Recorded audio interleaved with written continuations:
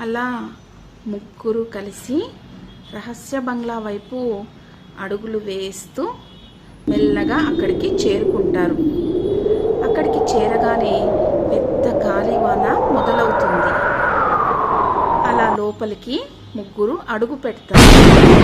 వెంటనే ఒక పిడుగు పడుతుంది. వాళ్ళందరూ భయపడిపోయి ఒక్క దగ్గరగా చేరుకుంటారు.